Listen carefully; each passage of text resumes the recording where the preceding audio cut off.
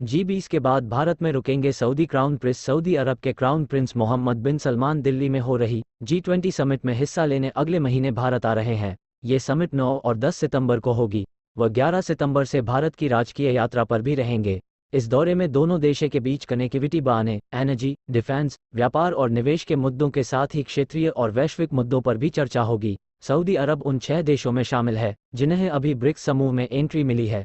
इस लिहाज जब विदेश मंत्री एस जयशंकर भी रहेंगे। प्रिंस 10 सितंबर को होगी। 11 सितंबर से भारत की राजकीय यात्रा पर से भारत के साथ क्राउन प्रिंस के द्विपक्षीय कार्यक्रमों को बड़ा अहम माना जा रहा है। एम्स भारत के लिए क्यों अहम? एम्स रन प्रिंस का दौरा। अंदर की बात, G20 के लिए सितंबर में भारत पहुंच रहे कुछ देशों के प्रमुख राजकीय दौरे के लिए इस समिट के बाद भी रुक सकते हैं।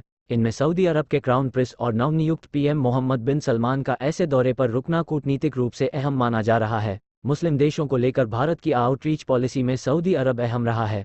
उम्मीद की जा रही है कि ब्रिक्स में जगह पाने के बाद परवान चढ़ रहे दोनों देशों के रिश्तों को और ऊंचाई मिलेगी। वह भी तब जबकि वित्त वर्ष 2022 में दोनों देशों का व्यापार 42.8 अरब डॉलर के स्तर पर पहुंच गया, यानी रिश्ते पारंपरिक तेल व्यापार से कहीं आगे निकल गए हैं। मोहम्मद बिन सलमान का न्योता दिया था। प्रधानमंत्री नरेंद्र मोदी भी सूडान से भारतीयों को निकालने में उनके प्रयासों की तारीफ कर गया था। उस वक्त सऊदी अरब ने जेद्दा के साथ भारत के व्यापारिक रिश्ते भी बढ़े चुके हैं। इसी साल अप्रैल शहर को ट्रांजिट के रूप में उपयोग करने मजबूत हैं। सऊदी अरब भारत का चौथा में सूडान से भारतीयों को की इजाज़त दी थी।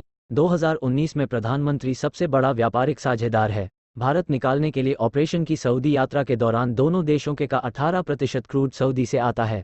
इसके सऊदी अरब गए थे तो उन्होंने क्राउन प्रिंस कावेरी चलाया गया था। उस दौरान करीब के साथ हुई मुलाकात में उन्हें भारत आने 3000 लोगों को भारत वापस लाया। बीच रणनीतिक साझेदारी परिषद बनी थी जो मील का पत्थर साबित हुई। सऊदी साथ ही वहां 22 लाख भारतवंशियों की मौजूदगी भी है।